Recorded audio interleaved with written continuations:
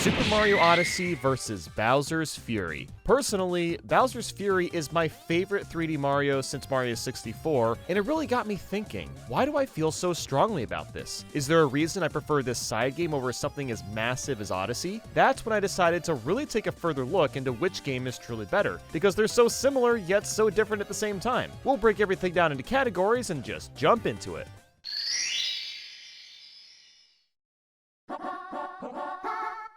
Let's go!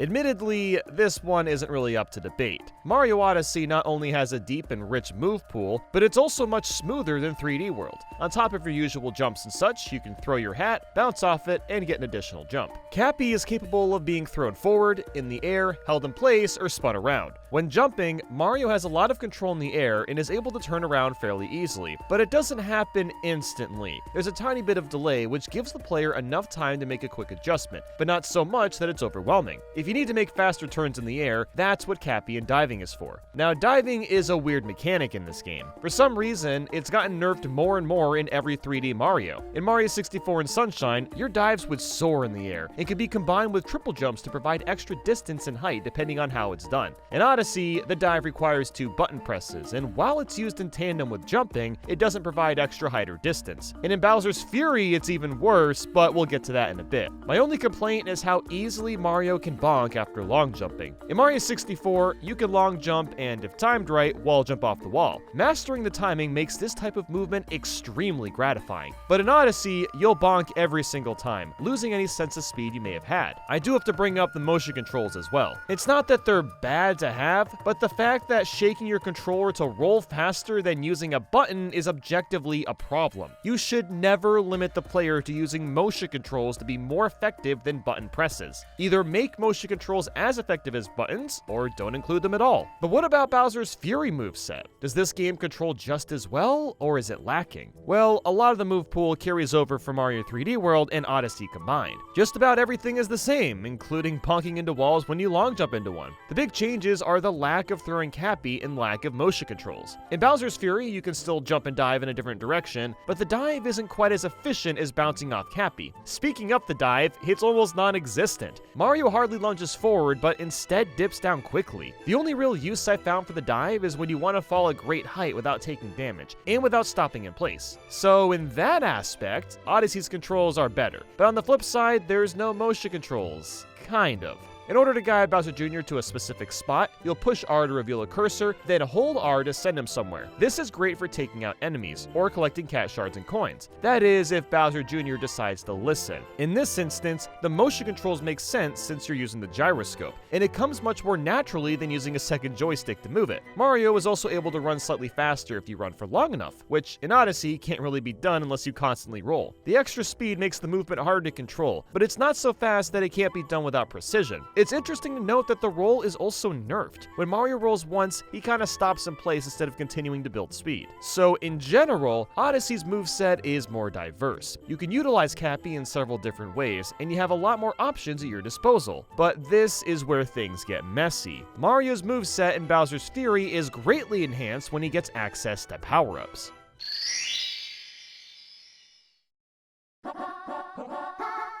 Let's go! In Bowser's Fury, you're able to hold up to 5 items each of the Cat Bell, Mushroom, Boomerang Flower, Fire Flower, Tanuki Suit, and Lucky Bell. This enhances the game to such a high degree that I'd argue it gives Mario a more diverse moveset than even Odyssey. Because think about this, at any given point in time, you're gonna have at least a handful of power-ups sitting in your inventory. If you need to climb a wall, you can switch to a Cat Bell in like 2 seconds. If you want to float, just switch to the Tanuki Leaf. Or maybe you want some help defeating enemies, just switch to the Fire or Boomerang Flower. In most Mario games, the most items you can hold is 1. So the fact that you can have all of this at your disposal at any point in time adds a massive layer of depth to Mario's moveset. Does Mario technically possess these extra abilities himself? No, of course not. But you might as well say that he does when he can so easily swap between power-ups. This is where Odyssey is lacking a bit. Now, yes, the fact that you can possess up to 50 different things and animals is great fun. But let's be honest, how useful are these so-called power-ups? Mario could turn into a cactus and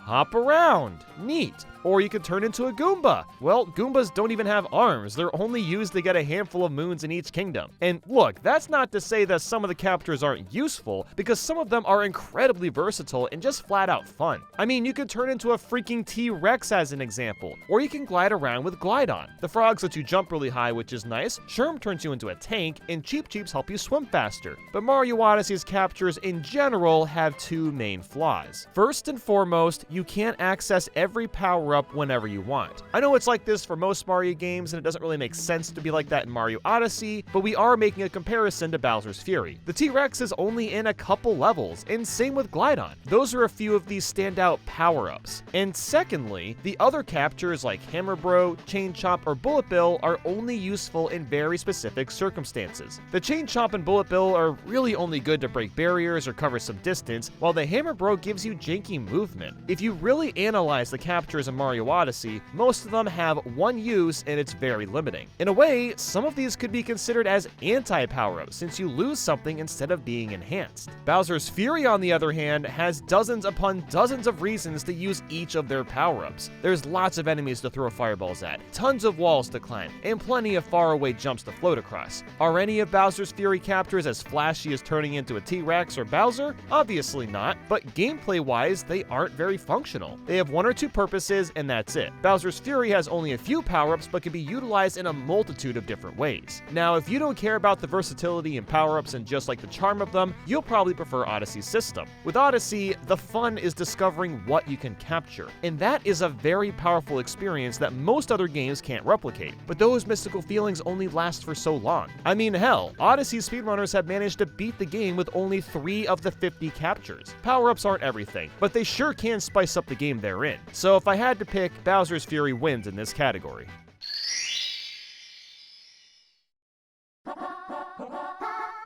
Let's go. Now we're getting into the really subjective parts of the game. Mario Odyssey and Bowser's Fury from the outside may look similar in design, but when you're actually playing, they're the complete opposites. Odyssey's levels are meant to be explored and combed through slowly. It's a completely open world for the most part, and the platforming isn't really challenging, even in the late game. The fun is discovering what's out there, and you're rewarded with power moons for doing so. Some of my favorite parts is finding all the hidden coins from going to obscure parts of the game. The coins don't really mean much, but the developers still put them in there as an act of encouragement and reward for reaching these places. Depending on what kind of platformers you like, this may be exactly what you're looking for. And on top of that, there are still several mini levels that are linear for those that like that. Usually you'll go down a pipe or take a rocket to get to those. So Mario Odyssey tried to find a balance of open world and linear levels for players that like both. Now for Bowser's Fury, well, it's more like 3D World where the levels are mostly linear. If I'm being honest, Bowser's Fury is basically just like making 12 new levels in Mario 3D World, putting them all in one place and adding water in between them. Once you find enough cat shines, you can access all the levels in any order you want. So while there is somewhat of a path to follow, you can also complete a lot of the shines in whatever order you'd like. In terms of what the power moons or cat shines are, this is where both games start to look the same. And that's not exactly a good thing.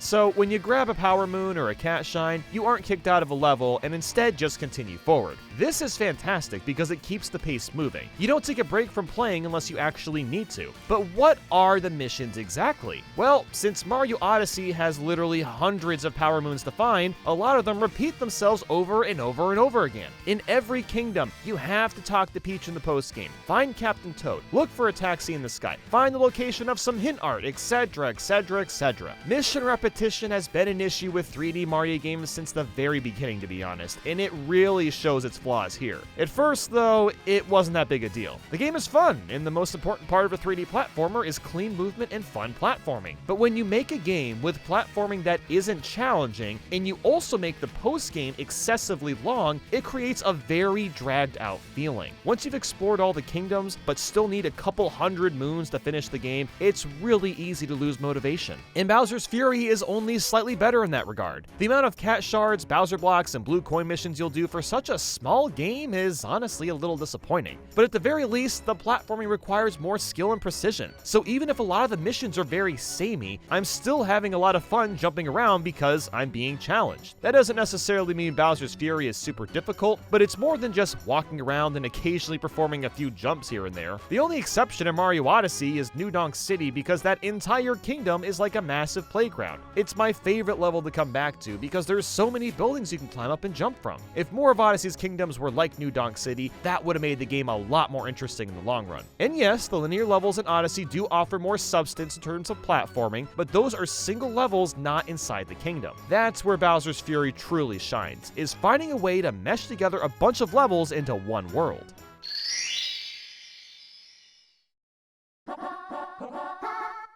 Let's go!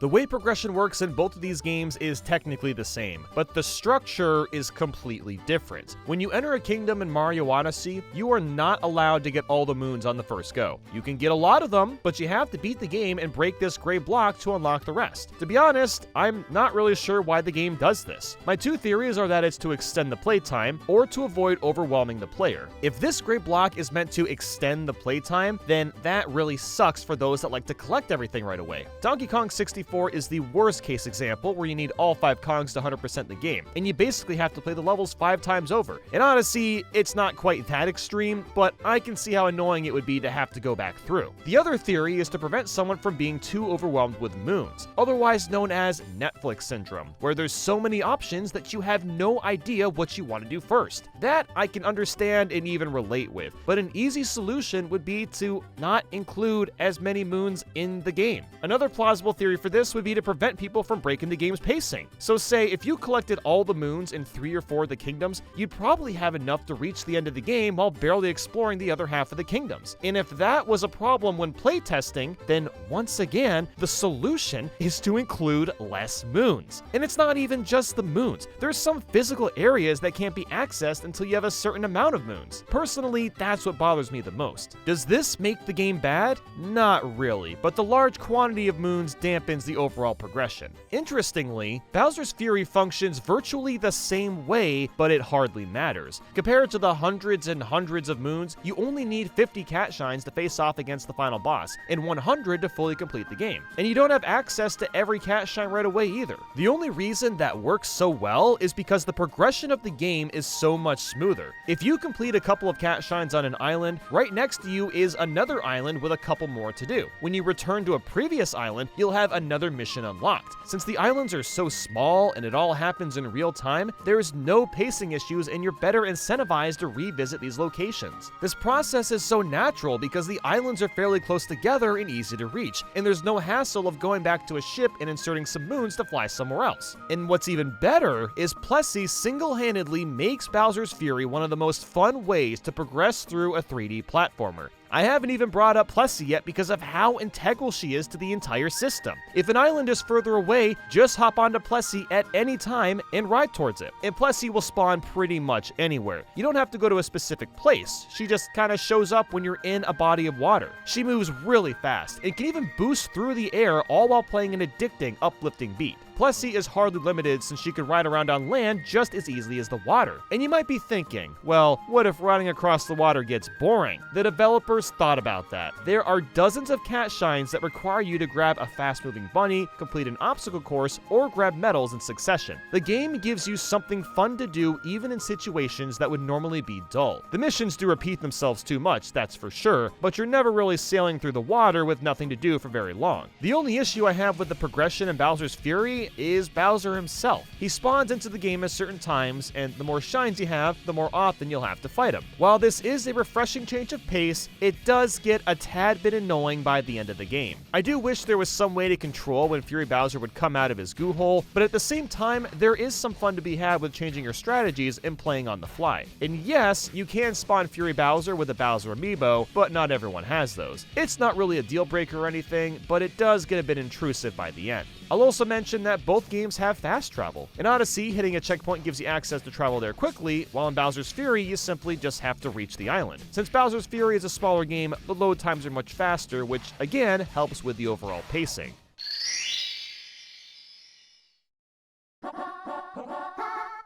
Let's go!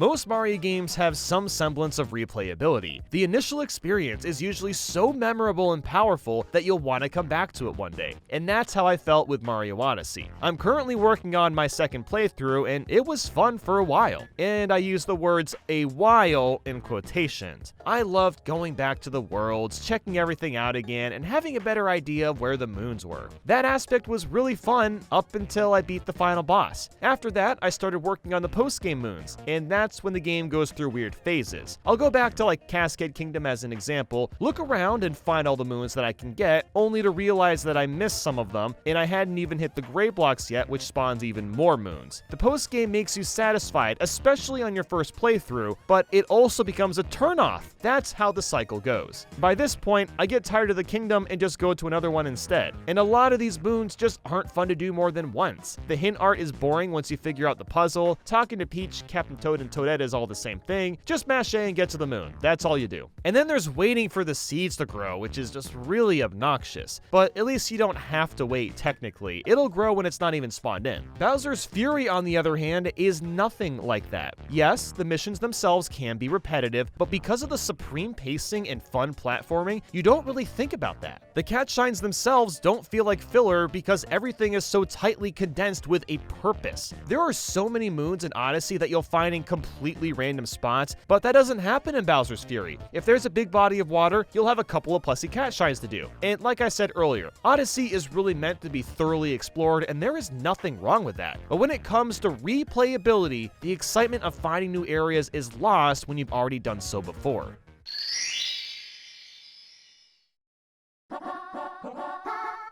Let's go.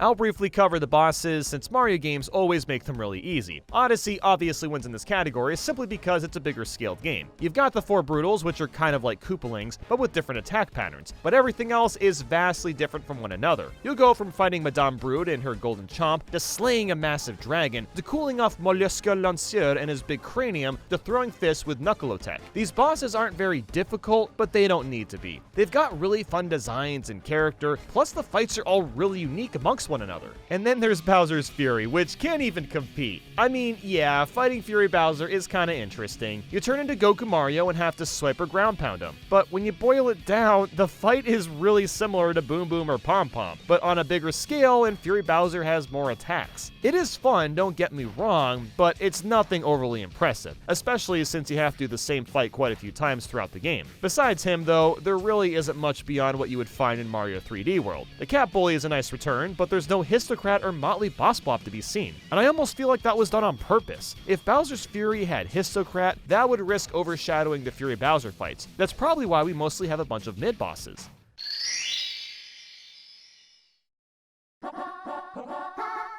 Let's go.